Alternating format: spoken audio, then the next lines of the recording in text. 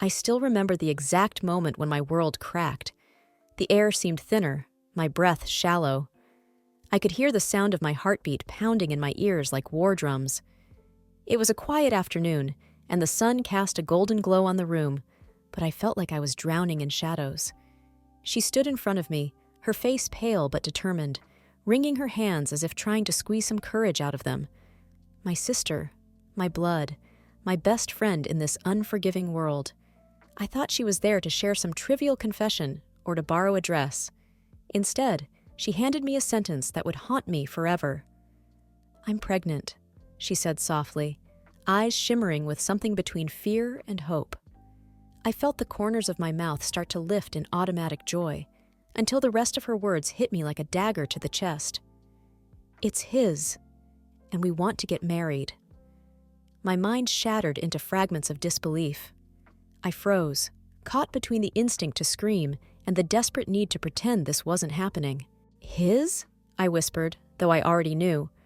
She nodded, and there it was, the confirmation that turned my heart to stone. I wanted to laugh, scream, cry, anything but stand there in silence. My ex-boyfriend, the man I had once imagined a future with, the man who made promises beneath starlit skies and swore we were unbreakable. The betrayal wasn't just a knife. It was a slow, agonizing burn across every vulnerable part of me. "How could you?" The words stumbled out, fragile and trembling. I could barely hear my own voice over the rushing sound of my despair. She took a step closer, her face pleading. "I didn't mean for it to happen like this. I swear." I backed away as though her presence alone was toxic. The room tilted beneath my feet. Every memory I had of us, birthday celebrations, quiet nights binge-watching old movies, whispered secrets, felt poisoned. I couldn't reconcile the image of the sister who once held my hand through heartbreak with the woman standing before me now, begging for my blessing. "You didn't mean for it to happen?" I repeated, anger surging like a tidal wave. "How does that even make sense?"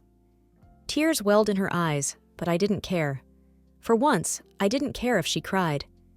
"It just happened. He was lonely. I was lonely. You left him, and—" I raised my hand, cutting her off. "Don't you dare put this on me." My voice cracked, and for a moment, the world seemed to crack with it. I wanted her to feel what I felt, the devastating weight of her betrayal. But more than that, I wanted to wake up and find that this was all some twisted nightmare. How could the two people I loved most in the world do this to me? Her voice grew desperate. "Please, you have to understand. I love him, and we're having a baby. I need you." "Need me?"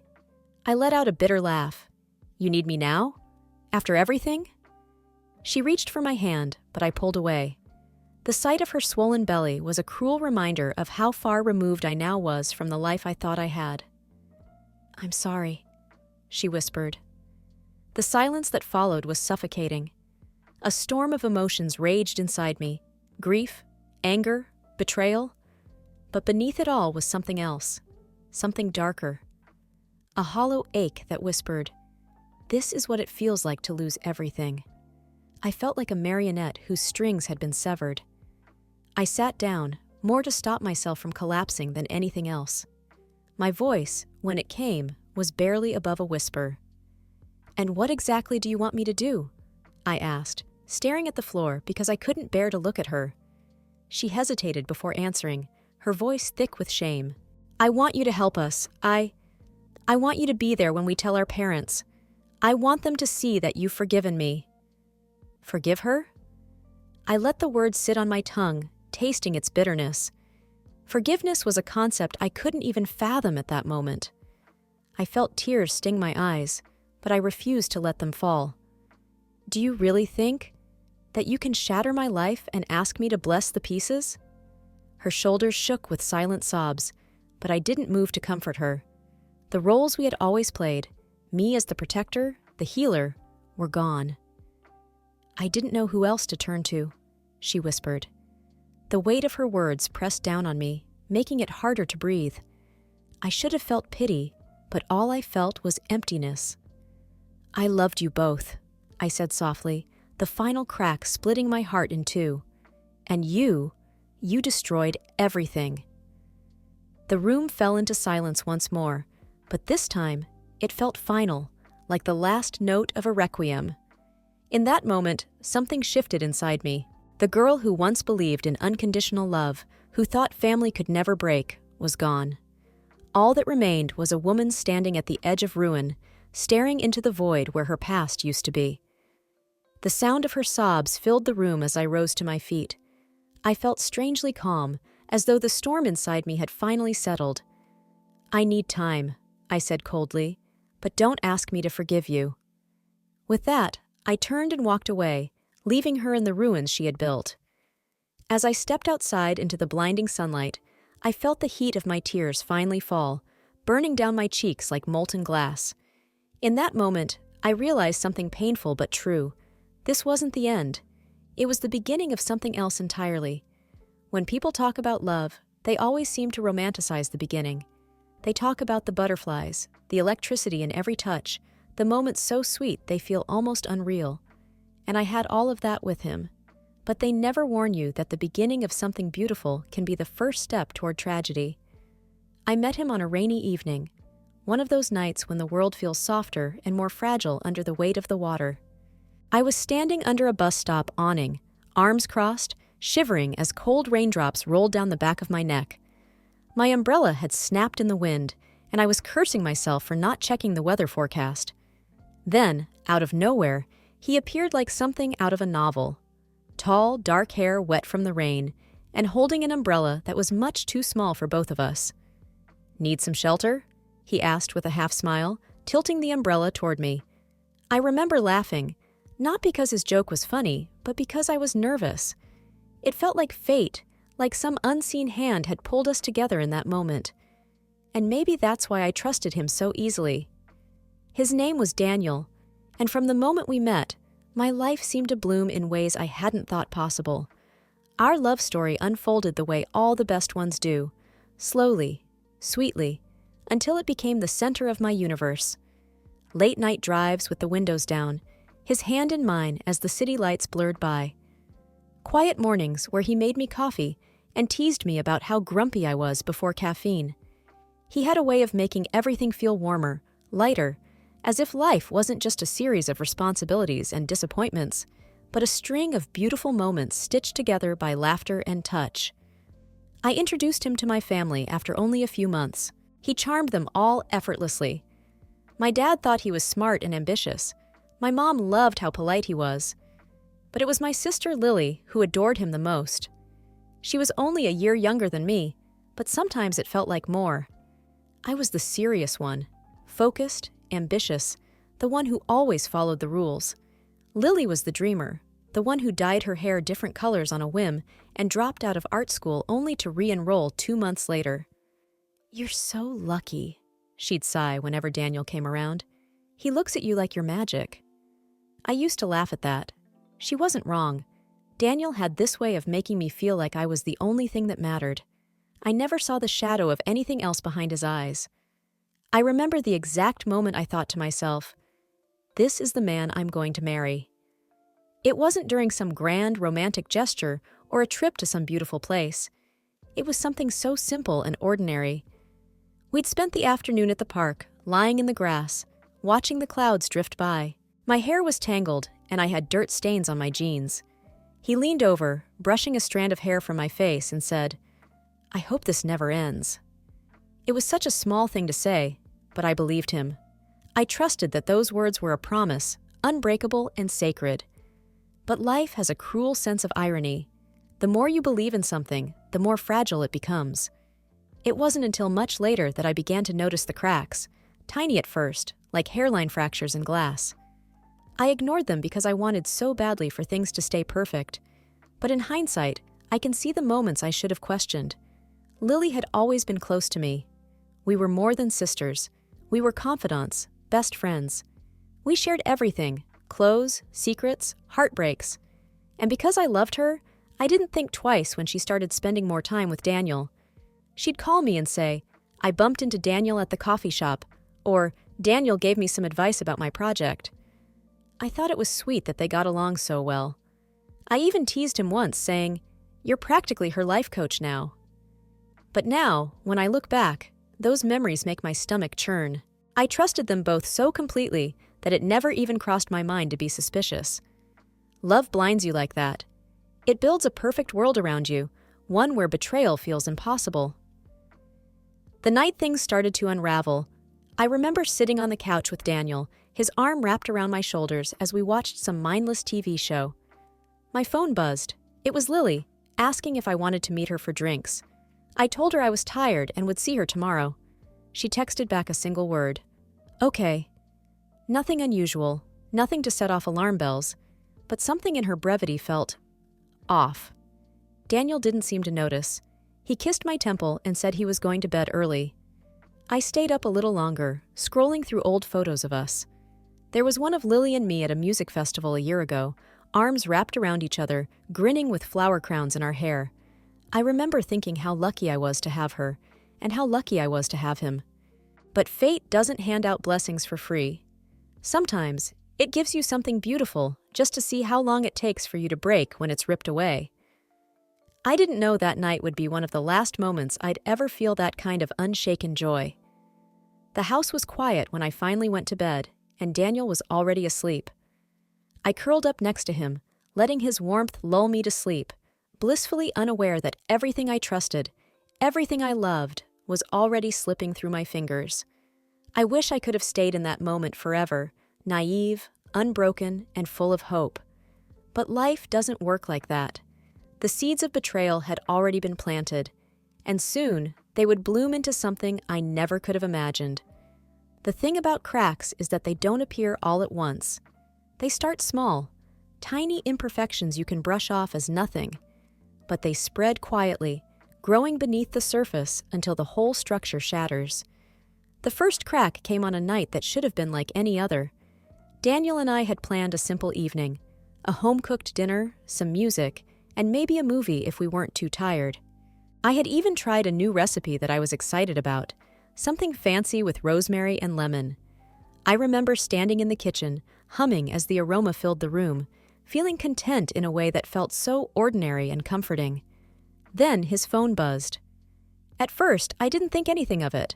Phones buzz all the time. Texts, notifications, reminders. But when I glanced over, I saw her name. Lily. It wasn't unusual for her to text him. She'd sent him memes before or asked for advice on random things. But something about the timing felt strange. She knew we had plans. Why was she messaging him during our evening? Daniel didn't notice me watching. He picked up the phone, read the message, and quickly put it back down. His face carefully blank. But I noticed the way his fingers lingered on the screen, as if resisting the urge to respond. I didn't say anything at first. I wanted to believe there was nothing to worry about, that I was being paranoid, but my heart had already started whispering doubts. By the time we sat down for dinner, the air between us felt different. He complimented the food, but his smile didn't reach his eyes. I found myself watching him too closely, analyzing every word, every pause, every shift in his expression. He wasn't acting strange, at least, not obviously so. And maybe that's what scared me the most. The cracks weren't on the surface yet, but I could feel them underneath. The second crack came a few days later when I bumped into Lily at a coffee shop downtown. She was sitting at a corner table, her sketchbook open, a half-empty latte in front of her. She looked up when I walked in, and her smile was almost too wide, too eager, like she was trying to prove something. "Hey, you!" she called out, waving me over. I slid into the seat across from her, placing my bag on the table. "Fancy seeing you here." She shrugged. "I needed a change of scenery. Plus, this place makes the best almond croissants." Her voice was cheerful, but there was a strange tightness to her posture, like she was trying too hard to be casual. I studied her for a moment, feeling an odd sense of unease. There was something different about her, something in the way she avoided my eyes when she spoke. We made small talk for a while, her latest art project, the show she'd been binge-watching, random things we usually chatted about. But the conversation felt off balance, like an unfinished puzzle. Every time I tried to fit the pieces together, there was one that just didn't belong. Then, as if she sensed my growing suspicion, She reached across the table and grabbed my hand. Her touch was warm but shaky. "I've missed you," she said softly. I blinked. "We saw each other last week." "I know, but I feel like we haven't really talked in a while. You know, like, really talked." Her words hung in the air, heavy with something unspoken. I felt the familiar ache of love for her, my little sister who had always worn her heart on her sleeve, who had always been a little reckless but fiercely loyal. But beneath that ache was something else, an unease I couldn't explain. "Is everything okay?" I asked carefully. She hesitated, biting her lower lip the way she always did when she was nervous. "Yeah, I've just been thinking a lot. About life. About mistakes." Mistakes. The word settled into my chest like a stone. I forced a smile, trying to mask the flicker of anxiety rising inside me. "Well, we all make mistakes, right?" She nodded, but didn't say anything else. The moment stretched out between us, heavy and fragile, and for the first time, I felt like there was a wall between us, something invisible but unbreakable. Later that night, I found myself replaying the conversation over and over in my mind. The way she looked at me, the tremor in her voice, the strange sadness in her eyes. I couldn't shake the feeling that something was slipping through my fingers. The third crack came like a thunderclap. Daniel and I were supposed to meet at a restaurant for dinner, a small place we both loved, tucked away on a quiet street. I arrived first, nervous but hopeful. Maybe I was imagining things. Maybe all the tension I'd been feeling was in my head. I kept telling myself that relationships go through phases, that not everything can be perfect all the time. But when 20 minutes passed and he still hadn't shown up, the doubt started to solidify into something colder. I tried calling him. No answer. I sent a text. Nothing. Just as I was about to leave, my phone buzzed with a message. "Sorry, got caught up. Can't make it tonight." No explanation. No apology. Just a vague dismissal. I stared at the screen, my stomach sinking. I felt foolish sitting there, dressed up with no one to share the night with. I paid for the drink I hadn't even finished and walked out into the night, my heels clicking against the pavement as the cold air wrapped around me. And that's when I saw them. Daniel and Lily. Across the street, near a small park bench. They were standing close. Too close.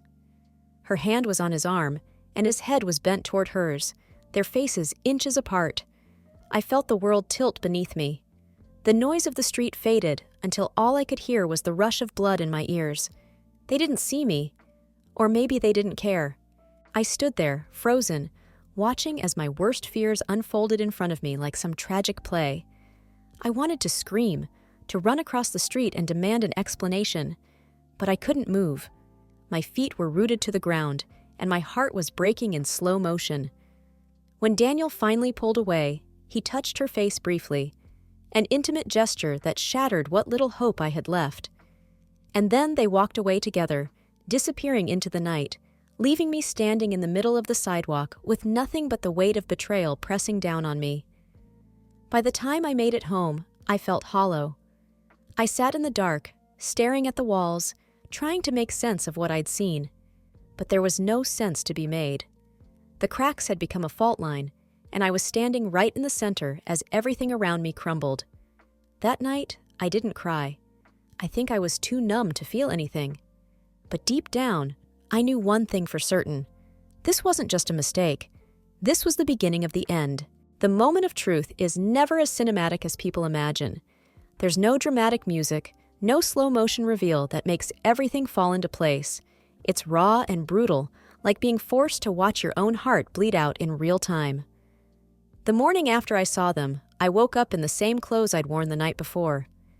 The room felt stale, thick with silence. My phone sat untouched on the nightstand, its screen dark. No missed calls, no messages.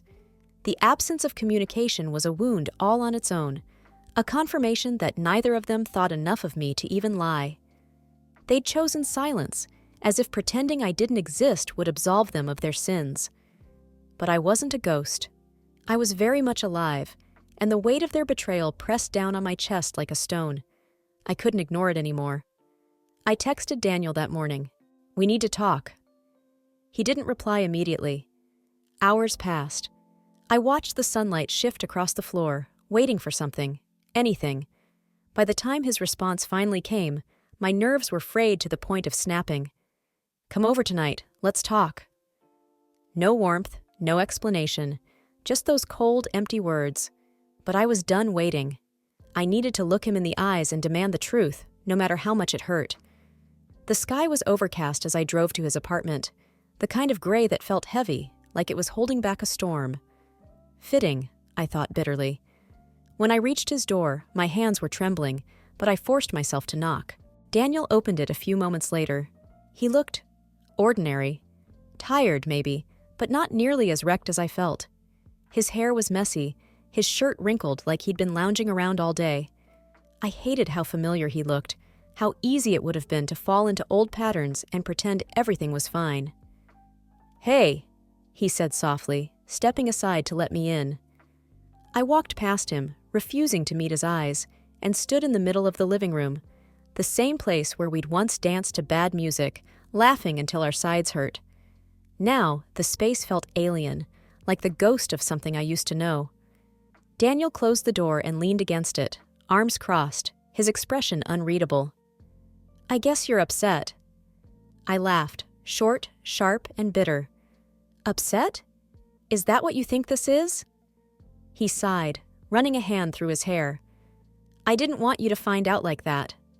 "Like what? By catching you with my sister?" The words came out louder than I intended, echoing through the room. How exactly did you plan for me to find out? Or were you hoping I'd just never know? His face crumpled for a split second, but he recovered too quickly for it to feel genuine. "It wasn't supposed to happen like this," he muttered. "Stop saying that!" My voice cracked. I could feel the tears burning behind my eyes, but I refused to let them fall. Not yet. "Nothing about this was supposed to happen, Daniel. You were my boyfriend. She's my sister. How do you even begin to justify that?" "I'm not justifying anything," he said, his voice low but steady. "I know I messed up." "Messed up?" I repeated, incredulous. "Cheating on someone isn't messing up, Daniel. It's destroying everything." He took a step toward me, his hands raised as if to calm me. "I'm sorry." I let out a breath that felt like it had been stuck in my lungs for hours. "You're sorry? For what? For getting caught? For ruining my life? Or are you just sorry because now you have to face me?" Daniel's shoulders slumped. He didn't answer. The silence that stretched between us was deafening. And that's when I knew. I wasn't going to get the closure I was hoping for. He wasn't going to give me a reason that made any of this make sense. I shook my head, crossing my arms over my chest like I was trying to hold myself together. "How long?" I asked quietly. He hesitated, and that moment of hesitation was like a knife twisting deeper. "A few months," he finally admitted. I felt like the air had been knocked out of me. A few months. Every memory of the past few months flashed in my mind like a cruel slideshow. Holidays, lazy Sundays, moments that were supposed to be ours. All of it tainted. All of it a lie. "Does she know you're telling me this?" I whispered. He nodded. "She wanted to tell you herself." I laughed again, a hollow, broken sound. "Of course she did. How noble." Daniel took another step forward, his eyes desperate. "It wasn't about hurting you, it just happened." Those words again. I wanted to scream. How many times was I supposed to accept that excuse? It just happened. As if love and betrayal were things that simply fell out of the sky, beyond anyone's control. "You don't just accidentally sleep with someone," I spat. "You don't accidentally destroy someone's trust." He didn't argue. He just stood there, looking lost and small. A shadow of the man I thought I knew. And maybe that's what broke me the most. I'd built him up in my mind as someone better, someone incapable of this kind of cruelty. But the man in front of me wasn't that person. He never had been. I felt my strength wavering, my walls cracking under the weight of everything I'd held inside. "Did you ever even love me?" I asked, my voice barely more than a whisper. His eyes softened, and for a moment, I thought I saw a flicker of the Daniel I'd once loved. "I did," he said. "I still do." "No, you don't." I shook my head. You don't hurt the people you love like this." He opened his mouth as if to argue, but I raised my hand to stop him. I didn't want to hear it. There was nothing he could say that would undo the damage. I turned toward the door, my vision blurred by unshed tears. "We're done," I said, my voice hollow. "You don't get to be a part of my life anymore." Daniel took a step forward, but I was already reaching for the door. "Wait." "Don't!" I cut him off. "You've done enough." With that, I walked out, closing the door behind me with a finality that felt like the end of something sacred. The cold air hit me as I stepped outside, and the first raindrops began to fall, soft and mournful. I stood there for a moment, letting the rain soak into my skin, trying to wash away the weight of everything that had just happened. But no amount of rain could cleanse the ache in my heart. No storm could drown the betrayal. As I walked to my car, I thought about Lily, the sister who had once braided my hair and held my hand when I cried over silly things. And now, she was the reason for my deepest heartbreak. I wasn't sure who I hated more in that moment, Daniel for his cowardice or Lily for her betrayal. Maybe I hated myself most of all for believing in them. One thing was certain, something inside me had broken, and I didn't know if it could ever be put back together again. When I got home, the walls felt like they were closing in on me.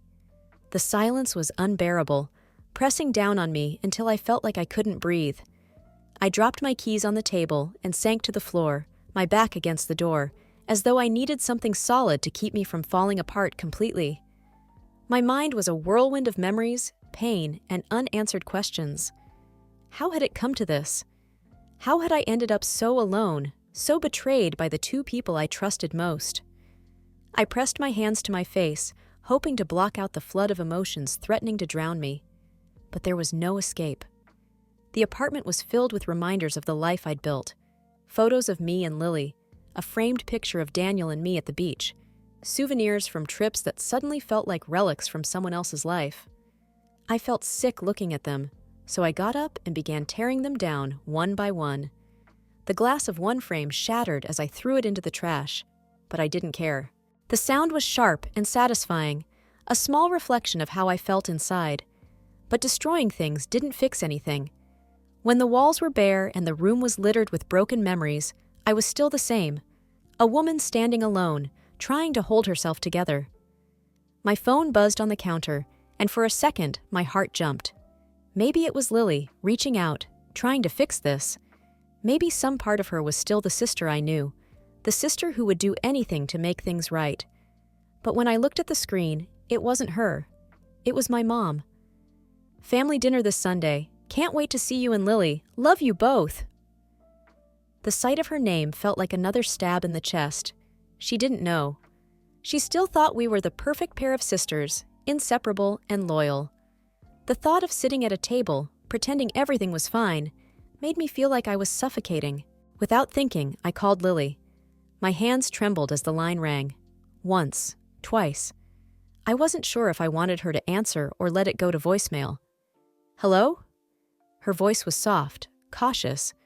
For a moment, I couldn't speak. Just hearing her felt like reopening a wound.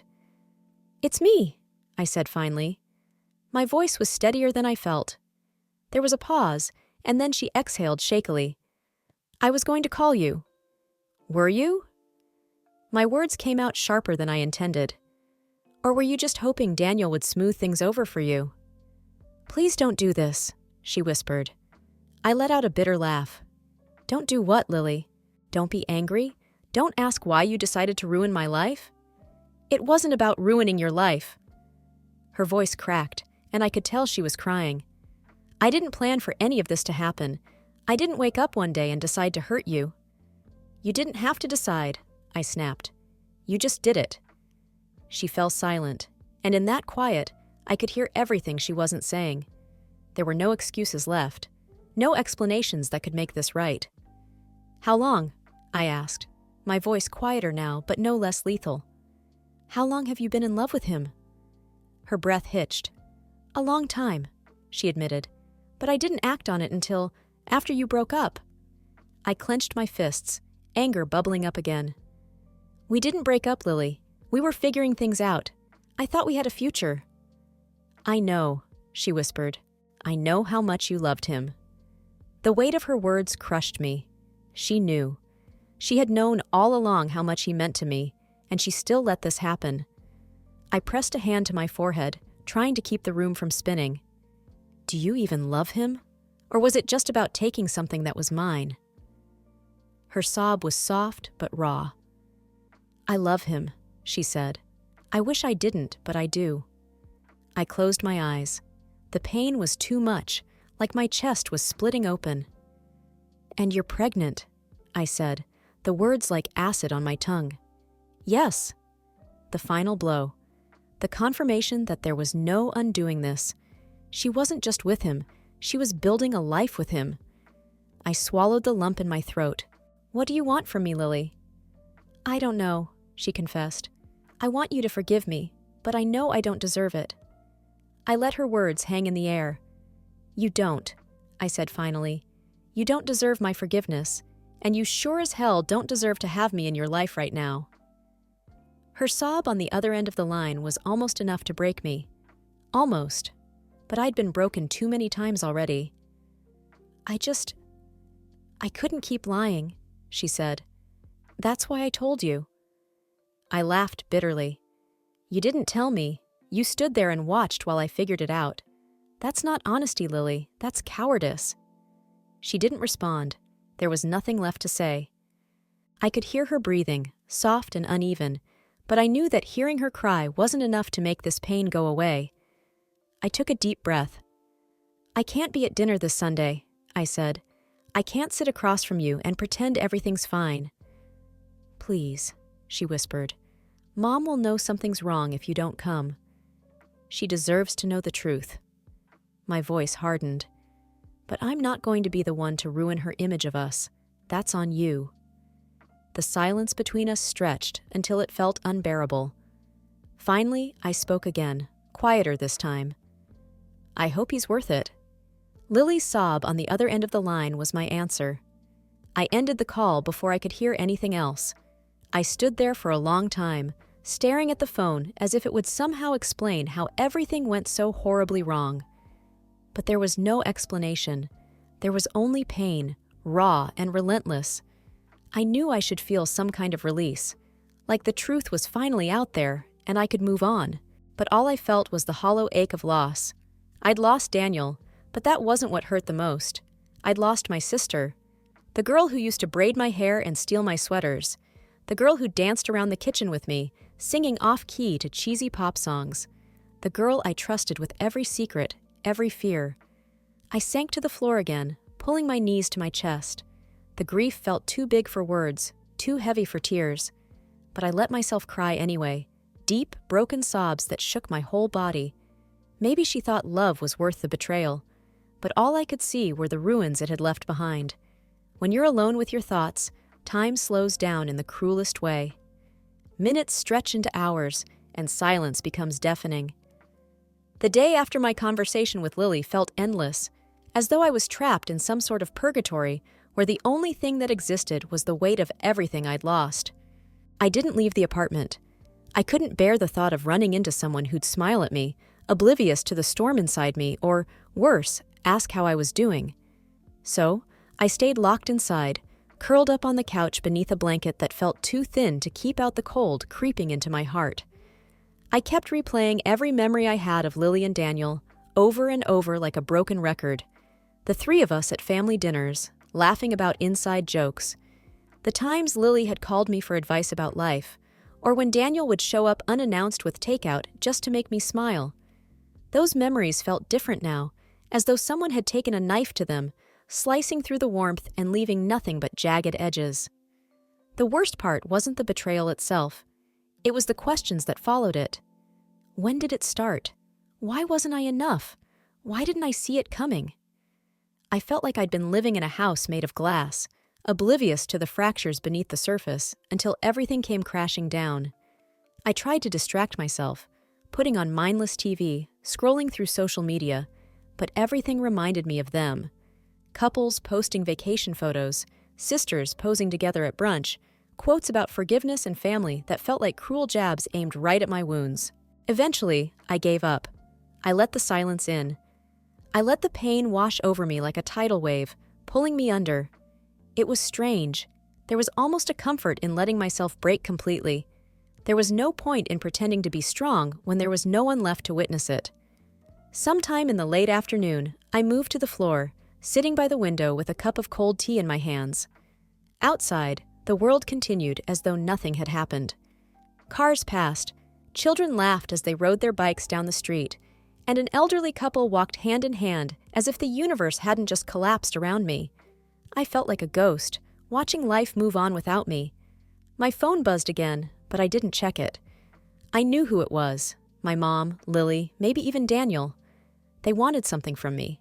Understanding, forgiveness, or maybe just silence. But I had nothing left to give.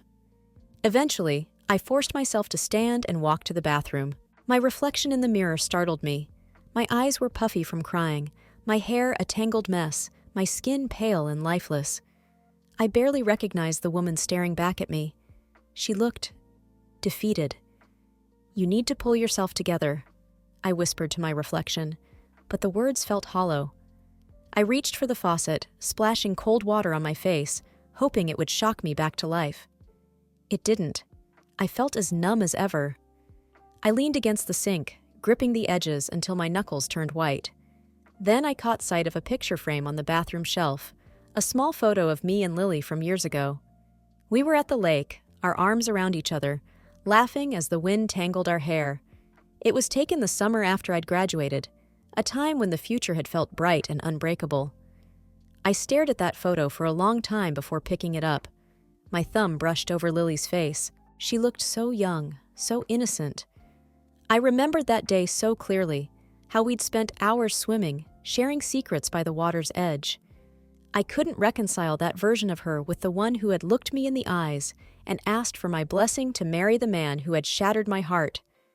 Hot anger bubbled up in my chest. I threw the frame into the sink, and it shattered with a sharp, satisfying crack. The glass splintered into tiny shards, some glinting in the dim bathroom light. For a moment, I just stood there, staring at the mess, my breath coming in ragged bursts. That's when the realization hit me. This wasn't just about Daniel or Lily. This was about me. I had spent so much time defining myself through my relationships with them, through being a good sister, a loyal girlfriend, the strong one who held everything together. But who was I now, without them? The thought terrified me. I sank to the bathroom floor, surrounded by the broken pieces of the frame. I didn't cry this time. I felt hollow, like my grief had drained every tear from me. Then a strange thought crept into my mind. Maybe this is what it means to be free. Not the kind of freedom that feels like flying, but the kind that comes after everything has been stripped away.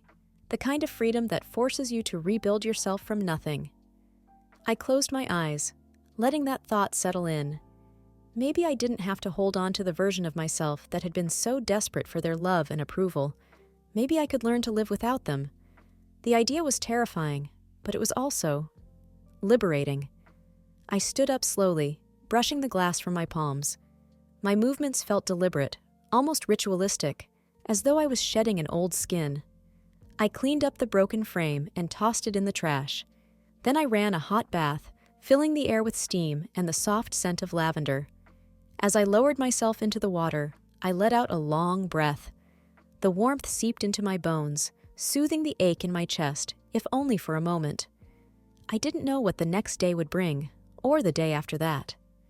But for the first time, I didn't feel like I needed to know. All I knew was that I couldn't keep drowning in what-ifs and memories.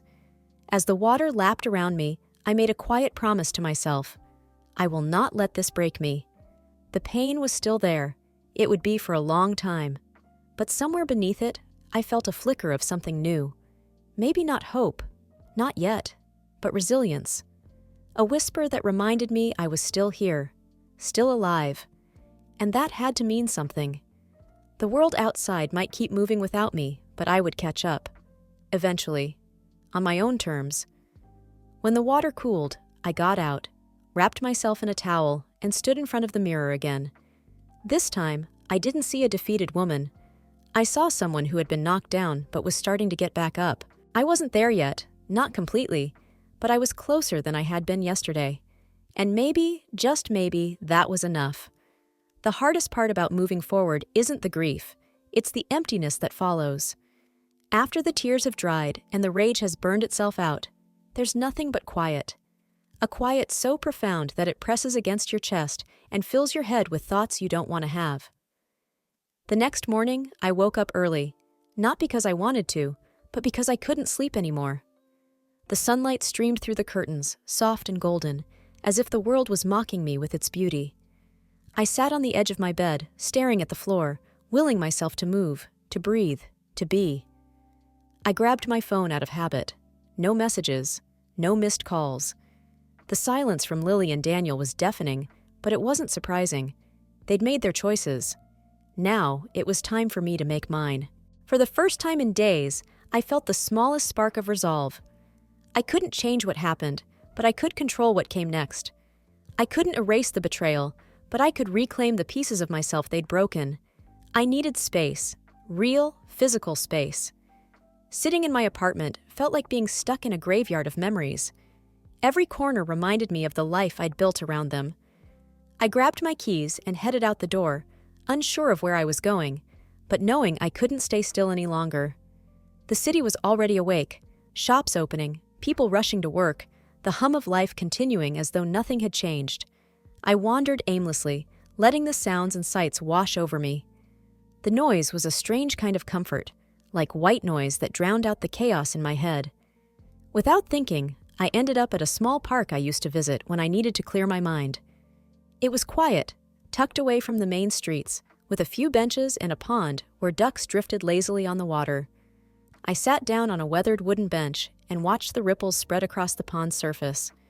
For a while, I let myself just exist. No forced thoughts, no desperate need to process everything at once, just the quiet and the slow rhythm of my breathing. Then, as if summoned by my silence, the memories returned. They always did. I thought about the day Daniel had brought me here for a picnic. He'd been so proud of the sandwiches he'd made, terrible, dry things with way too much mustard, but I'd laughed and eaten them anyway because he looked so pleased with himself. Lily had called me that day, and I'd ignored her, too wrapped up in the sweetness of the moment to answer. I felt a pang of guilt as I remembered that. How many times had I been so absorbed in my own life that I didn't see hers unraveling? Was that how it started? Did she feel invisible, unloved? Was that why she turned to him? The thought made my chest tighten. But even as the guilt settled in, I reminded myself of something important. No one forced her to betray me. Whatever loneliness she felt, whatever cracks existed in our relationship, she made the choice to cross that line. She wasn't a helpless bystander in this. She made a decision, and so did Daniel. That realization was like a steadying breath. I couldn't shoulder all the blame, and I couldn't give them the power to rewrite the story in a way that made me the villain. Their choices weren't a reflection of my worth. They were a reflection of who they had become. As I sat there, I noticed an older woman walking a dog, a scruffy little terrier with mismatched ears. She smiled at me as she passed, her kindness so simple and genuine that it almost made me cry. Sometimes, life had a strange way of reminding you that there was still good in the world, even when everything felt broken. After a while, I took out my phone and scrolled through my contacts. My thumb hovered over my mom's name. She didn't know the truth yet. How could she? Lily and Daniel hadn't told her, but eventually she'd notice. She'd see the empty chair at Sunday dinner and the cold distance between us. She'd ask questions. She'd want answers. Part of me wanted to call her right then and there, to unload everything and let her comfort me the way she always had when I was a child. But I knew this wasn't something she could fix with kind words and warm hugs. This wasn't a scraped knee or a bad grade. This was a scar that no one could heal but me.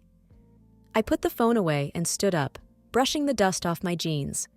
The sun was higher now, warming my skin, and for the first time in days, I felt like I wasn't drowning. I started walking again, my steps lighter, more purposeful. I didn't know exactly where I was headed, but I had an idea. There was a bookstore I loved a few blocks away, a quiet place filled with worn paperbacks and the smell of old pages.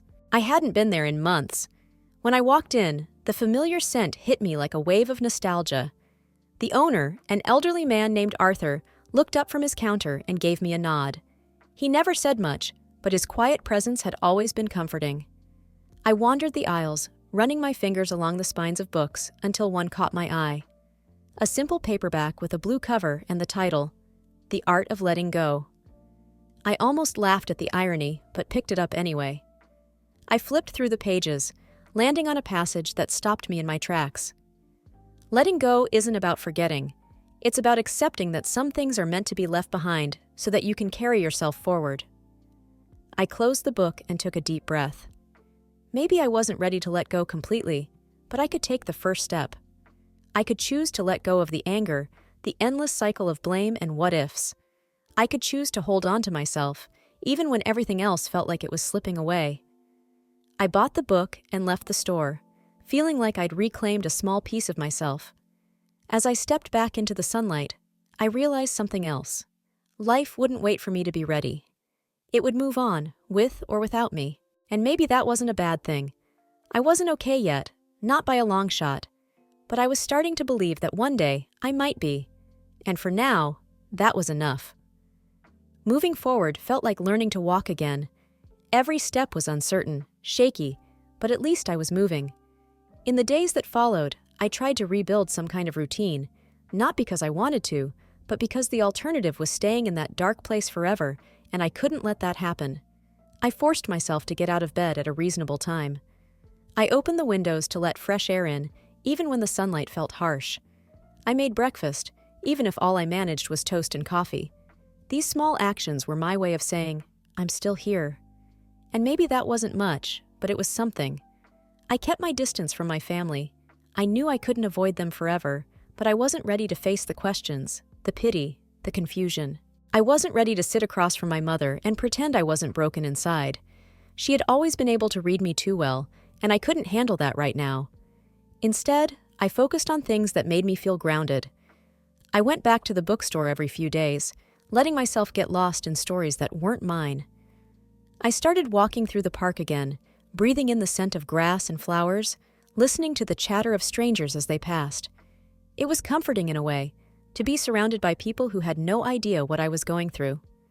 Their laughter, their conversations about mundane things, it reminded me that life didn't stop just because mine felt like it had fallen apart. But healing isn't linear. Just when you think you've made progress, something pulls you back into the depths. It happened on a quiet Wednesday afternoon. I was cleaning out my closet, trying to purge the things that felt tied to old memories. I pulled out an old sweater, Daniel's sweater. I don't even remember how it ended up in my closet, but the second I saw it, everything came rushing back. The way he draped it over my shoulders when I was cold, how it smelled faintly of him, something clean and warm. I held it in my hands, frozen, as the memories hit me like a wave. The evenings we'd spent wrapped in blankets on the couch, whispering about our dreams for the future. The way he used to kiss my forehead like I was the most precious thing in the world. How stupid I'd been to believe him.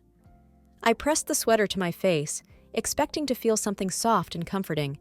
Instead, I felt the sting of tears as the fabric brushed against my cheek. I thought I was done crying, but grief has a way of sneaking up on you when you least expect it. I sank to the floor, clutching the sweater like it was all that was left of who I used to be. My sobs were raw, shaking my whole body. I cried for everything I'd lost. Daniel, Lily, the version of myself that had believed in happy endings. I cried until there was nothing left inside me but exhaustion. When the tears finally stopped, I took a deep, shuddering breath. My head was pounding, and my throat felt raw, but beneath the ache there was something else. A strange sense of clarity. The sweater wasn't Daniel. It wasn't our memories. It was just fabric, stitched together and worn down over time, just like our relationship had been. I stood up, walked to the trash can, and dropped the sweater inside. The sound it made was soft, almost insignificant, but to me, it felt monumental. I wasn't ready to let go of everything just yet, but I could let go of that. The next day, I got a call from my mom. I almost didn't answer, but something in me said it was time. "Hi, Mom," I said, trying to keep my voice steady. Her voice was warm, but I could hear the concern beneath it. "Hi, sweetheart. I've been trying to reach you." "I know. I'm sorry." There was a pause, and then she asked, "Are you okay?" I hesitated. There was a time when I would have said, "I'm fine," without a second thought, but lying felt exhausting now. "No," I admitted. "I'm not okay." Her breath caught, and I could almost hear her shifting in her seat. "Do you want to talk about it?" For a moment, I wasn't sure how to answer, but then the words came, slow and steady. "It's Lily and Daniel. They've been together." The line went quiet, and I felt the weight of the confession settle between us like a heavy stone. When she finally spoke, her voice was soft but sharp with disbelief. "What do you mean? Together?"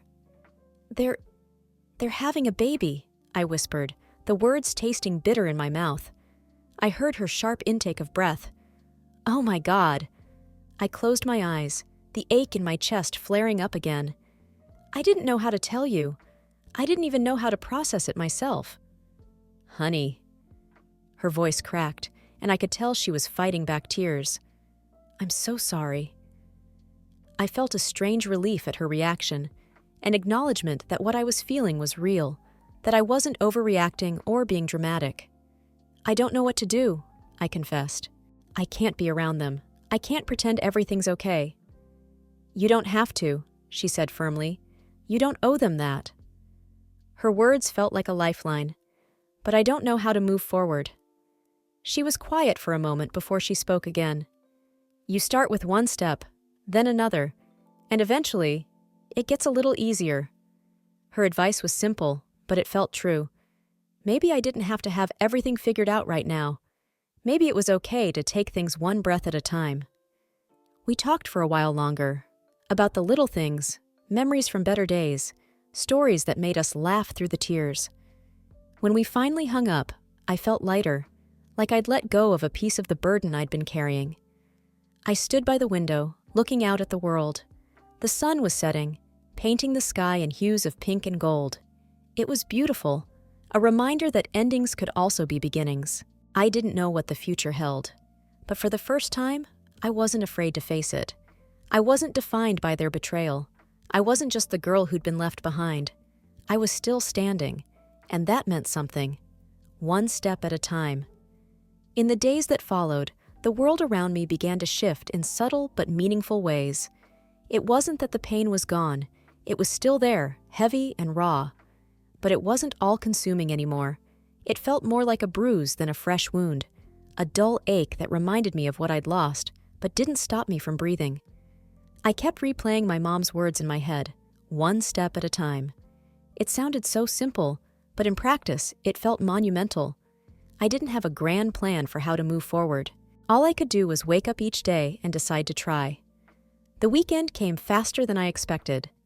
Sunday dinner, the event that had always been a staple in our family. Every week without fail, we gathered around my mom's table to share food, stories, and laughter. It was tradition. But this Sunday was different. My absence would be like an unspoken confession hanging over the room. I wasn't ready to face them all. The thought of sitting across from Lily, pretending to be okay, felt like asking a drowning person to hold their breath a little longer. So I did something I'd never done before. I skipped Sunday dinner. Instead, I drove out of town, heading toward the coast where the sea stretched endlessly, wild and untamed. The air smelled of salt and freedom, and as I stood on the cliffside, watching the waves crash against the rocks below, I felt the weight in my chest ease, just a little. My phone buzzed in my pocket. I pulled it out and saw my mom's name flash across the screen. For a moment, I debated letting it go to voicemail, but I knew she'd worry if I didn't pick up. "Hi, Mom," I answered, my voice soft but steady. "Honey, where are you?" she asked, concern threading through her words. "I needed some space," I admitted. "I'm by the coast." There was a pause, and then she sighed. "Lily was asking about you." I closed my eyes, the ache flaring up again. Of course she was. "She's scared," my mom continued. "I think she's finally realizing how much she's lost." I laughed bitterly. Is she? Because from where I'm standing, it looks like she's gained everything she wanted. That's not true. My mom's voice was gentle but firm. She might have Daniel, but she's lost you, and I don't think she understands what that really means yet. I let those words sink in as I stared out at the waves. The ocean was relentless, crashing and receding in a constant rhythm, as though it didn't care about the chaos in my life. There was something comforting about that indifference. "Mom," I said after a moment, do you think people like Lily and Daniel can ever really be happy after what they've done?" She was quiet for a long time. When she finally spoke, her voice was soft but certain. "I don't know. But what I do know is that happiness built on someone else's pain doesn't last." I wanted to believe her. I wanted to believe that there was some kind of justice in the universe, that they wouldn't get their perfect ending after tearing mine apart. But even if they did, it wouldn't change what I needed to do. "Thanks, Mom," I whispered, "for everything." "Take your time," she said gently. "But remember, you're stronger than you think." When the call ended, I put my phone away and sat on a nearby bench, watching the horizon. The wind tugged at my hair, wild and unkind, but I welcomed it. There was something cleansing about being out here, far away from the familiar places that held so many memories. I thought about Lily. I tried to picture the girl she used to be, the girl who danced barefoot in the rain and made friendship bracelets for me in middle school, the girl who once saved up her allowance to buy me a necklace after I'd lost my favorite one. I wondered if she was still in there somewhere, or if she'd become someone I didn't recognize, a stranger wearing my sister's face. I didn't have an answer, and maybe I never would. But I did know one thing. I couldn't keep living in the shadow of their choices. I couldn't keep replaying their betrayal like a song stuck on repeat. I had my own life to live, one that didn't revolve around their mistakes. As the sun dipped lower in the sky, painting the water in hues of gold and crimson, I felt the stirrings of something I hadn't felt in a long time. Forgiveness. Not for them. Not yet. Maybe not ever. But for myself. For not seeing the signs. For loving too deeply. For trusting the wrong people. I wasn't perfect, but I wasn't the villain in this story either. I was just human. I took a deep breath, letting the sea air fill my lungs, and whispered to the wind, "I forgive you." The words weren't meant for Lily or Daniel. They were meant for me. And for the first time in weeks, I felt lighter. When I finally stood and turned back toward the path, I knew that the road ahead wouldn't be easy. There would still be moments when the grief clawed its way back in. There would be days when I'd wonder why things had to fall apart the way they did. But I also knew I wouldn't let those moments define me. As I walked back to my car, the sky darkened and the first stars began to appear. They blinked down at me, distant but constant, like tiny reminders that the universe was vast and full of unknowns. And maybe, just maybe, that meant something beautiful was still waiting for me out there. I wasn't done healing, but I was learning how to carry the scars without letting them weigh me down. One step at a time. The next few weeks felt like stepping out of the ruins and into something unknown. I wasn't entirely whole yet, far from it. But I had stopped looking back over my shoulder, stopped retracing every step to see where it had all gone wrong. Instead, I focused on what was ahead, even if the path was still blurry. I started small. I said yes to invitations that I would have avoided before, coffee with an old friend, a quiet evening out at a bookstore event, and even a solo trip to the farmer's market, where I spent too much time smelling fresh flowers and picking out pastries I didn't need but wanted anyway. Each little moment felt like a victory, a reminder that my life was still mine, even after everything. I wasn't naive. I knew healing wasn't a straight line. There were still days when the memories would sneak up on me, days when I'd catch myself imagining what life could have been like if none of this had happened. But those moments came less frequently now, and when they didn't linger as long. One quiet Saturday morning, I got a text from Lily. "Can we meet? Please." I stared at the screen, my heart racing. I hadn't seen her since that day, the day everything shattered. Part of me wanted to ignore her, to protect the fragile peace I'd built. But another part of me, the part that remembered our childhood, the years of laughter and secrets, couldn't let go completely. I took a deep breath and typed out my response. "Okay." We agreed to meet at a small cafe near the park. When I arrived, she was already there, sitting at a corner table with her hands wrapped around a cup of tea. She looked different, tired, worn down, like someone who hadn't slept well in weeks. It was strange seeing her like that, this girl who had always seemed so carefree and full of life. When she saw me, she stood up nervously, her lips pressed into a tentative smile. "Hey!" I nodded. "Hey!" We sat down, the silence between us heavy but not hostile. She fidgeted with her cup, her eyes flicking to me and then away, as though she didn't know where to start. I didn't make it easier for her. I wasn't there to comfort her. I was there for the truth. Finally, she spoke. "I wasn't sure if you'd come." I leaned back in my chair, crossing my arms. Neither was I. Her eyes shimmered with unshed tears, and she let out a shaky breath. "I've been thinking about what I'd say to you for weeks, but now that you're here, I don't know where to begin." "The truth is a good place to start," I said, my voice calm but firm. She nodded, swallowing hard. "I'm sorry," she whispered. "For everything, for lying, for betraying you, for breaking us." The sincerity in her voice was like a knife to the chest. I'd waited so long to hear those words, but now that I had, they didn't bring the relief I thought they would. They couldn't undo what had been done. "I need you to understand something, Lily," I said quietly. "You didn't just hurt me. You changed everything. You destroyed the trust I had in you. You made me question every memory we shared, and that's not something you can fix with an apology." Her tears spilled over, but she didn't look away. "I know, and I don't expect you to forgive me. I couldn't live with myself if I didn't at least try to make things right." I shook my head slowly. "You can't make things right, Lily. There's no going back to what we were." Her shoulders shook as she cried, and for a moment I felt a pang of sympathy. She was still my sister after all. But sympathy wasn't enough to rebuild what was broken. "I've been so scared," she whispered. "Scared of what I've lost, scared that I've ruined everything." I leaned forward, meeting her gaze. "You did ruin everything, but you didn't ruin me." She blinked, startled by my words. "What do you mean?" "I mean that I'm still here," I said, my voice steady. "I'm still standing, and I'm learning how to live without you in my life." Her expression crumpled, and I saw the weight of those words settle on her shoulders. "I don't want to lose you," she said, her voice barely more than a whisper. "I know I don't deserve your forgiveness, but I miss you. I miss us." I took a deep breath, feeling the weight of the moment press down on me. "I miss us too," I admitted.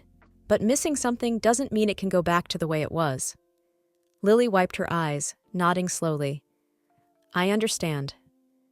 We sat in silence for a while, the sounds of the cafe around us soft and distant. I didn't know if she truly understood how deep the wound was, or if she ever could. But for the first time, I wasn't angry. I wasn't holding on to the bitterness that had weighed me down for so long. I felt lighter.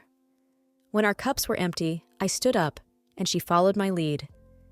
Outside, the sky was bright and blue, a beautiful contrast to the storm we'd weathered inside. We walked to the edge of the park, the distance between us still filled with things unsaid. As we reached the corner, I turned to her. "Take care of yourself, Lily." Her lip trembled, but she nodded. "You too." I walked away without looking back, my heart heavy, but my steps steady. I didn't know if we'd ever find our way back to each other, or if this was the beginning of a permanent goodbye. But I knew one thing for certain. I had finally let go of the need for answers that would never satisfy me. I wasn't defined by their betrayal anymore. I wasn't trapped by the grief or the memories.